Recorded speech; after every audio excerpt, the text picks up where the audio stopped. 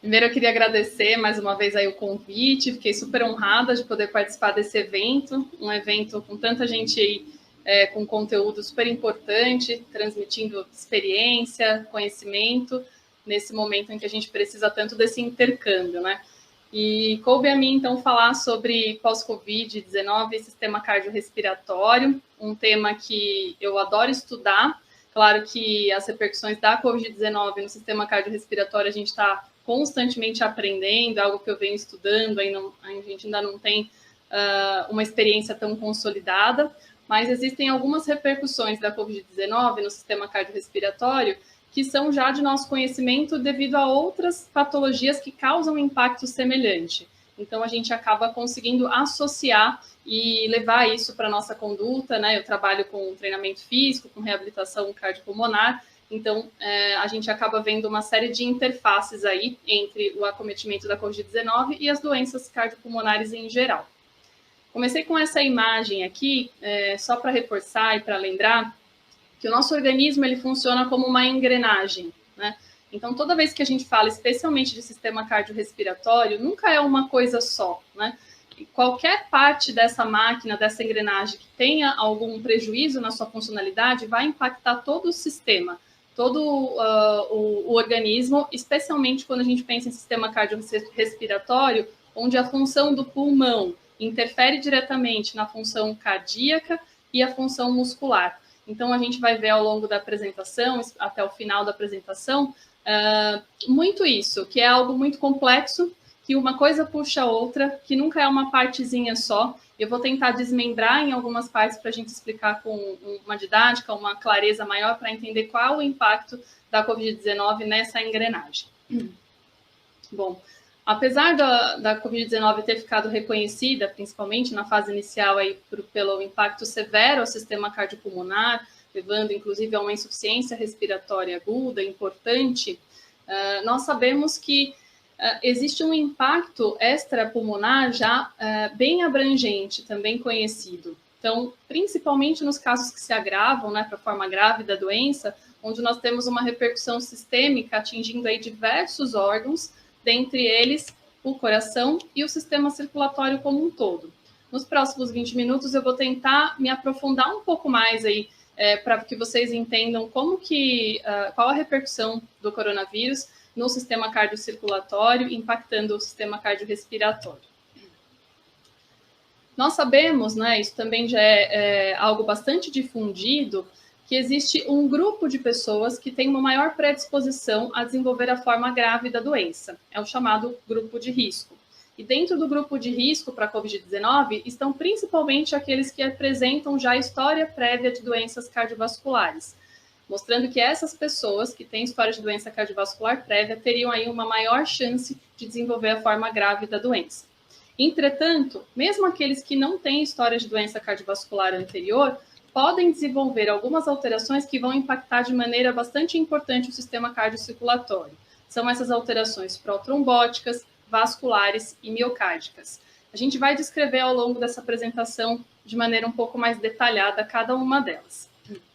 Para que a gente entenda qual o impacto do vírus da Covid-19, o SARS-CoV-2, no sistema cardiorrespiratório, eu vou recorrer à fisiopatologia, mostrando aqui quais são os mecanismos de ação do SARS-CoV-2 e tentando já fazer uma interface em cada um desses mecanismos, o como eles impactam o sistema cardiorrespiratório. Inicialmente, vamos só recapitular que todo vírus, nós sabemos que todo vírus é um parasita intracelular obrigatório. Isso quer dizer que, para que ele tenha o seu metabolismo próprio, para que ele tenha metabolismo, para que ele tenha vida, ele precisa de uma célula hospedeira. Então, o vírus só vai agir a partir do momento que ele entra dentro de alguma célula hospedeira. No caso do SARS-CoV-2, a entrada do vírus ela é feita através da ligação do vírus a uma enzima chamada enzima conversora de angiotensina 2, conhecida como ECA2. Essa enzima funciona como se fosse um receptor para o vírus. A partir do momento que o vírus se liga a essa enzima, ele entra para a célula e ali ele vai se replicar. E não só se replicar. A partir do momento que o vírus entra na célula, ele vai gerar dano celular, modificando o metabolismo dessa célula, podendo levar à degeneração e morte celular. Então, a partir daqui, a gente já vê um primeiro mecanismo de ação do vírus, que é da ação direta, tóxica do vírus à célula. E, obviamente, se eu falei que a ECA2 é a enzima responsável por fazer essa entrada do vírus dentro da célula, os órgãos que apresentam uma maior expressão da ECA2 serão os mais afetados. Quais são esses órgãos? O principal deles, o pulmão, realmente é onde tem uma maior expressão, de uma maneira bastante abundante, da ECA2, daí a justificativa de ser o órgão principal afetado e o primeiro órgão a ter repercussão importante no quadro clínico, mas também existe expressão da ECA2 de maneira bastante importante no coração e nos vasos sanguíneos. Então, aqui a gente já começa a entender por que esse vírus, nesse primeiro mecanismo de ação direta, já teria um impacto bastante importante para o sistema cardiorrespiratório como um todo. E não só esses órgãos, a gente tem também expressão dessa enzima em diversos outros órgãos, como rins, fígado, aparelho digestivo e assim por diante. Um outro mecanismo bastante importante e que explica o impacto da COVID-19 no sistema cardiorrespiratório é através da desregulação do sistema renina-angiotensina-aldosterona, que vai ter como consequência um aumento exacerbado na atividade na produção de angiotensina 2, que vai ter um impacto muito deletério, tanto para pulmão quanto para coração e sistema cardiovascular como um todo. Eu vou explicar mais detalhadamente, mas nesse primeiro momento eu queria que vocês fixassem a informação de que existe uma relação entre a gravidade do quadro da COVID-19 e o aumento exacerbado da angiotensina 2. E quem são os pacientes que já têm uma preocupação com o aumento exacerbado da angiotensina 2, independente da COVID-19? Hipertensos, diabéticos, pacientes com insuficiência cardíaca, ou seja, pacientes com doenças cardiovasculares. Por um outro mecanismo, por uma outra causa inicial, esses pacientes também têm uma alteração do sistema renina-angiotensina-aldosterona com elevados níveis de angiotensina 2, que vão promover efeitos deletérios tanto para pulmão quanto para coração. Vamos entender um pouco melhor, então, o sistema renina-angiotensina-aldosterona.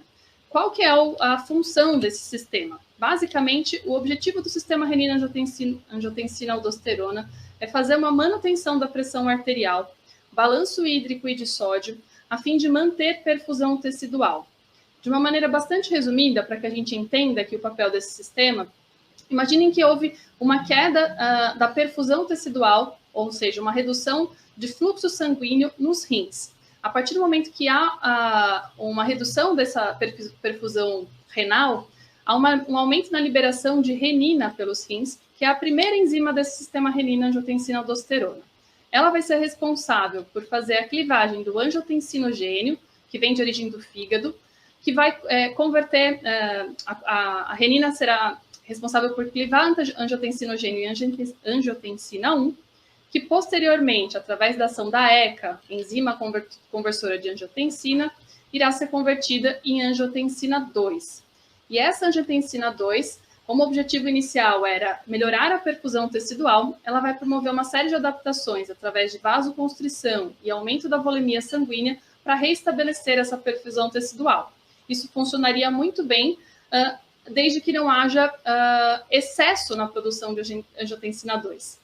Se houver um excesso na produção de angiotensina 2, ela vai ter um efeito deletério, lesando as células pulmonares e miocárdicas, promovendo vasoconstrição em excesso, inflamação, uma hiperexacerbação do sistema nervoso simpático e um aumento exagerado de retenção de água e de sódio pelos rins. O que faria o contrabalanço para que não haja esse excesso de angiotensina 2 é a atividade da ECA2, a enzima conversora de angiotensina 2. Essa vai converter angiotensina 2 em angiotensina 1 a 7 e essa tem um efeito oposto, antagonista ao da angiotensina 2. Promovendo um efeito protetor para o sistema pulmonar e cardiocirculatório. Então, a angiotensina 1 a 7, ao se ligar ao seu receptor, irá promover vasodilatação através de uma maior expressão de óxido nítrico, efeitos anti-inflamatórios, regeneração tecidual e natriurese e diurese. Exatamente o oposto, contrabalanceando o efeito da angiotensina 2. O que ocorre na COVID-19 é que você tem uma desregulação desse balanço. A partir do momento que o vírus se liga à ECA2, existe um mecanismo de feedback conhecido como downregulation, ou subregulação dessa enzima ECA2. que passa a agir de maneira bem menos expressiva no sistema renina-angiotensina-aldosterona, deixando o outro lado da via da produção de angiotensina 2 muito mais exacerbado.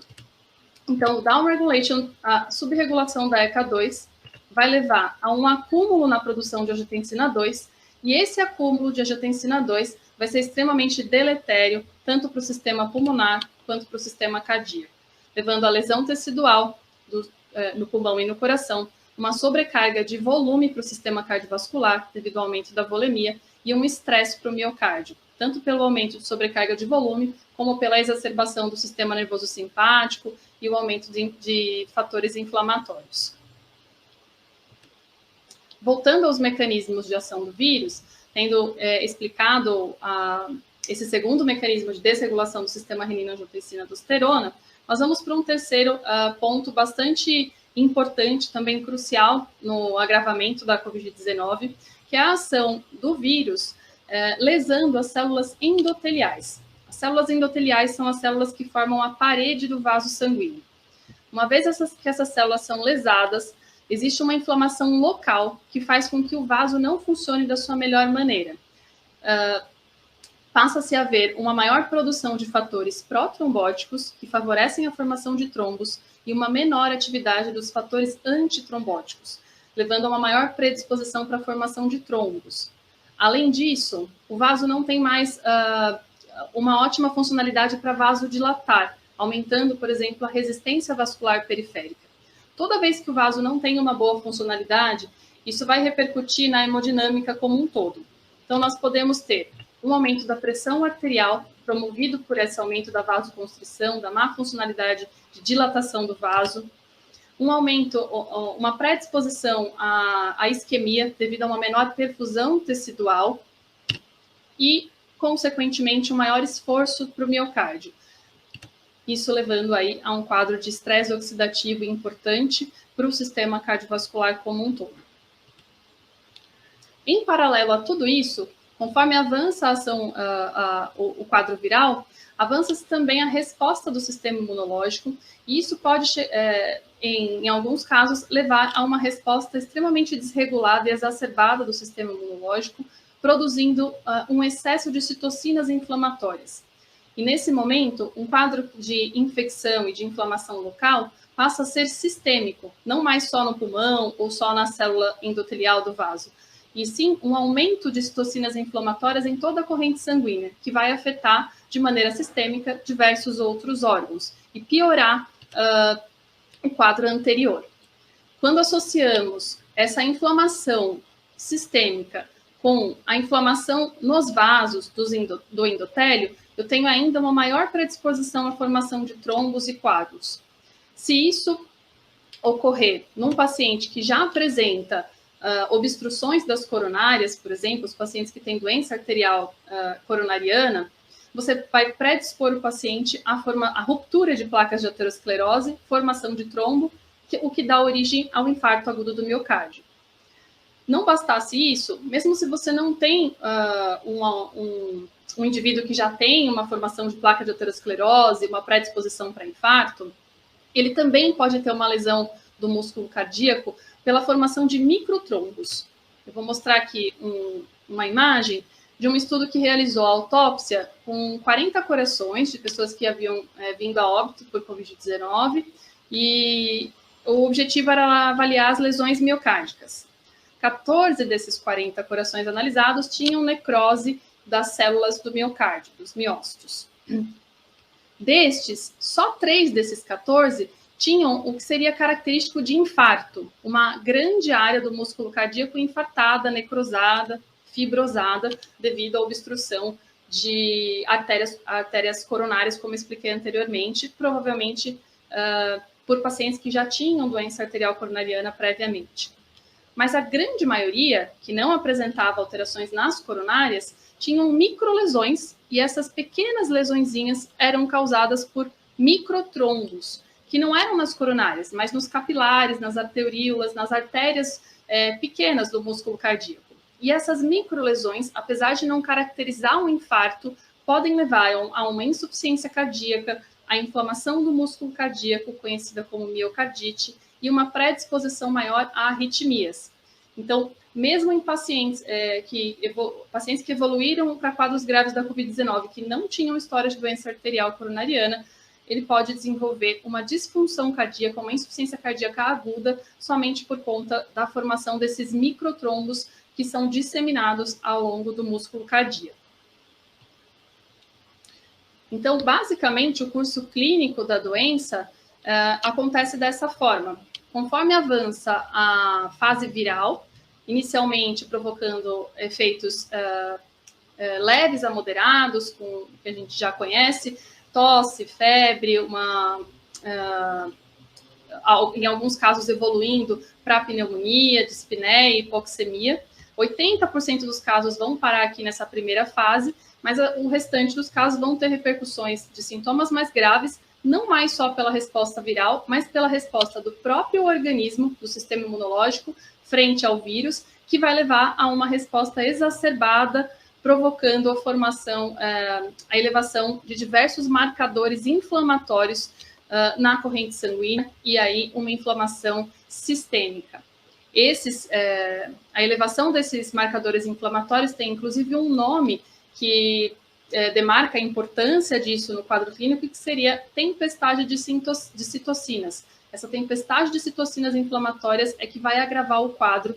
E dentre essas citocinas inflamatórias, eu vou destacar aqui 2 dos marcadores que estão relacionados à injúria do músculo cardíaco, que é a troponina e proBNP.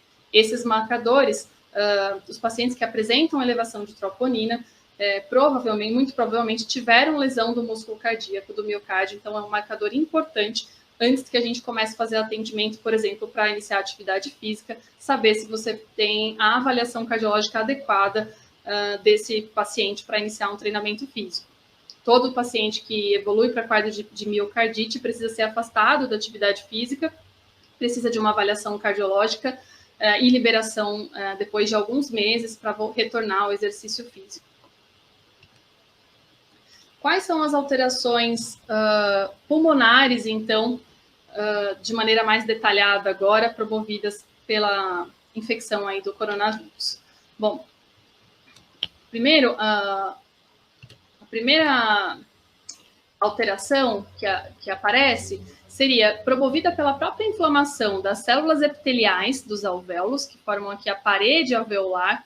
A inflamação que o vírus causa diretamente a essas células vai promover um acúmulo de secreções alveolares, um muco e um aumento de secreção, um aumento de permeabilidade, que faz com que a troca gasosa já não seja eficiente, né? Se você tem, quanto maior a quantidade de líquido acumulada nessa região entre alvéolo e capilar, mais dificuldade para fazer a troca gasosa. Então, essa é a primeira alteração que é bem característica da pneumonia.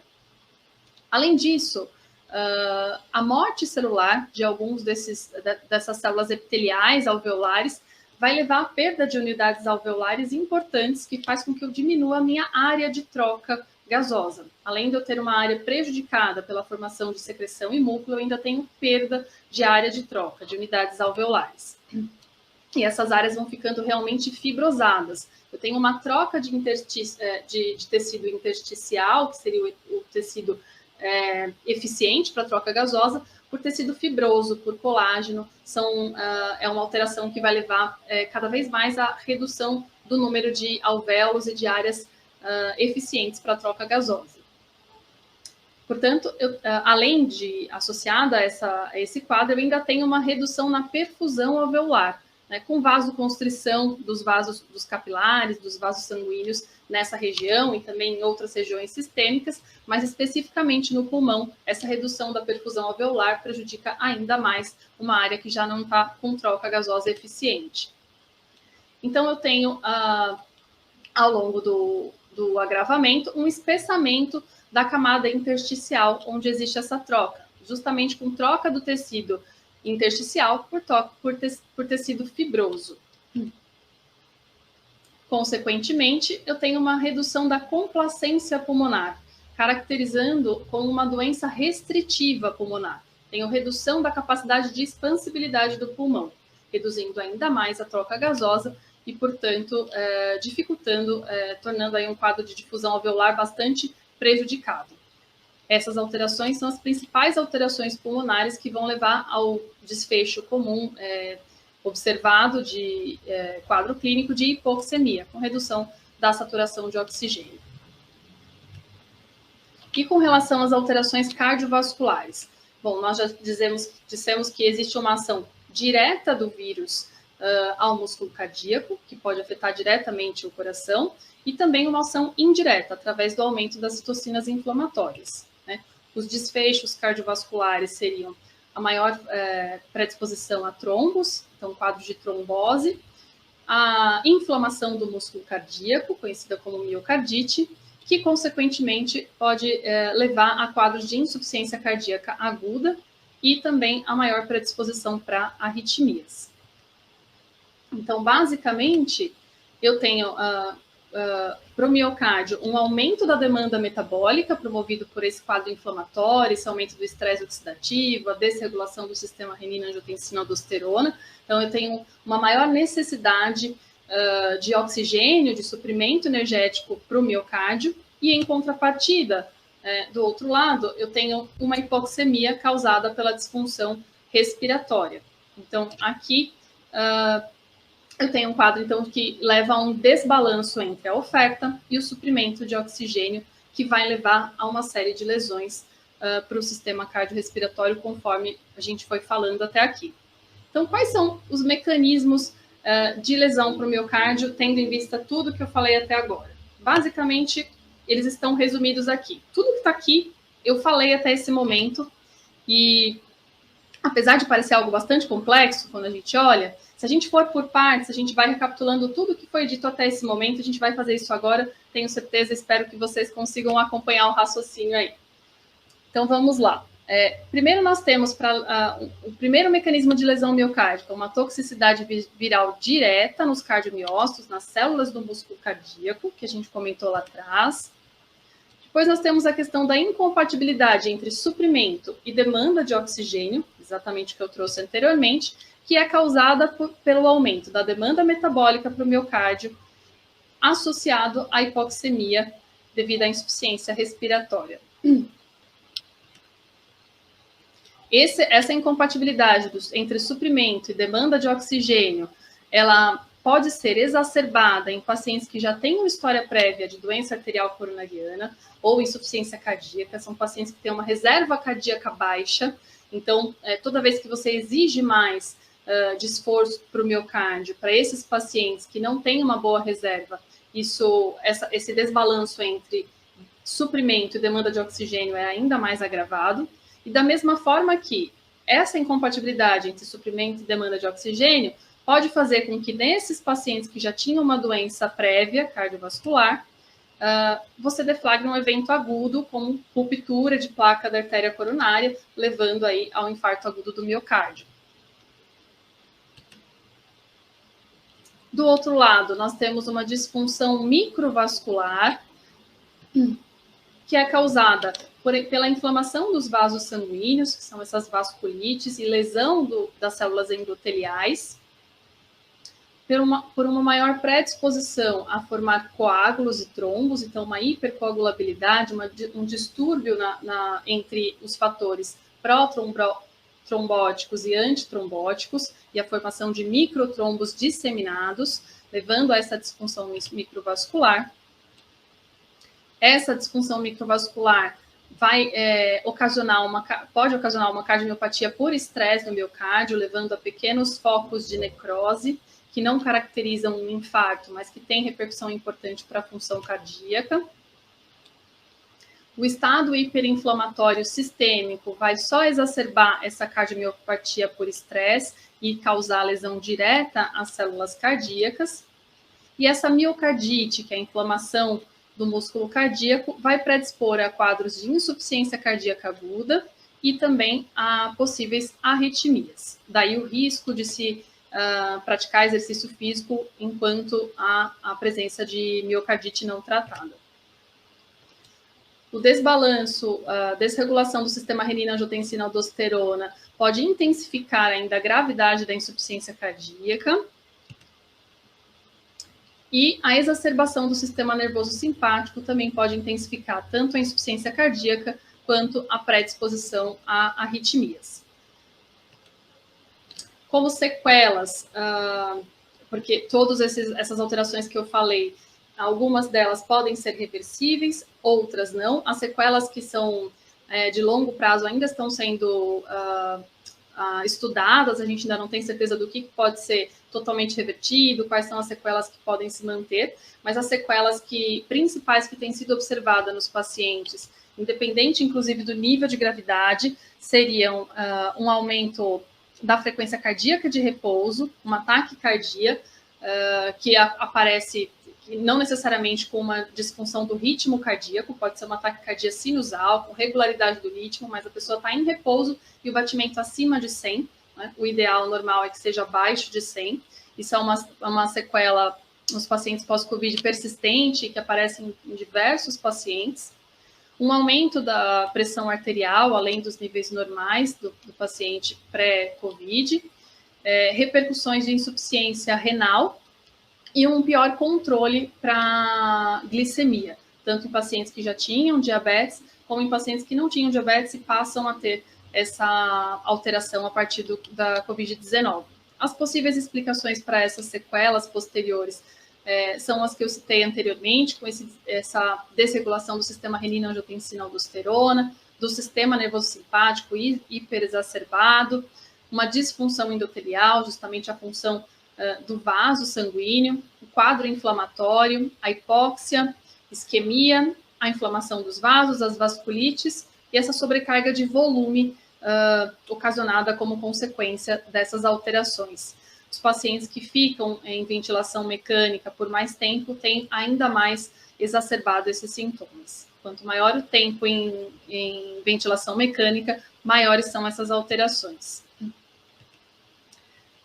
E qual o impacto final, então, para a capacidade cardiorrespiratória? Como eu comentei inicialmente, né, da engrenagem, coração, pulmão e músculo, o que determina a nossa capacidade respiratória é a capacidade de extrair o oxigênio do ar ambiente, fazer esse oxigênio circular através do sistema cardiocirculatório e a utilização do oxigênio pelo músculo para gerar energia, né? É isso que determina, inclusive, o nosso VO2 máximo, que é o que reflete a capacidade cardiorrespiratória. Então, o débito cardíaco, a quantidade de sangue que eu consigo bombear por determinado tempo e a quantidade de oxigênio que eu aproveito dessa circulação sanguínea para gerar energia. Qual o impacto que nós teremos, então, nessa engrenagem a partir de todas as alterações que eu comentei anteriormente, né? Então, as primeiras alterações aí relacionadas ao sistema pulmonar, de hipoxemia e até mesmo a perda da força da musculatura respiratória, que acontece nos pacientes que ficam muito tempo acamado, principalmente os pacientes que foram sedados e fizeram uso de ventilação mecânica, já teriam um impacto nessa primeira parte da nossa engrenagem.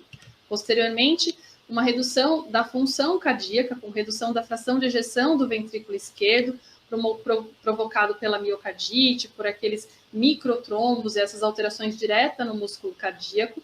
Então, associado à disfunção respiratória, uma disfunção circulatória e uma perda de massa muscular sistêmica. Pacientes que ficam acamados, sedados, aqueles que ficam submetidos à ventilação mecânica, podem perder até 50% da força muscular em apenas 2 semanas. Então, quanto maior o tempo que o paciente fica acamado, sedado e em ventilação mecânica, maior o impacto que isso tem para a força muscular, para a massa muscular. E a consequência, né, o desfecho final clínico seria um quadro de fadiga, dispneia e intolerância ao esforço, que são justamente os sintomas mais persistentes após após o período agudo da doença, né, que é conhecido como o long COVID, que são sintomas que permanecem depois de 12 semanas do quadro agudo. São sintomas que demoram mais para serem melhorados, justamente porque eles estão associados a todo o funcionamento dessa engrenagem, não apenas a um ponto específico.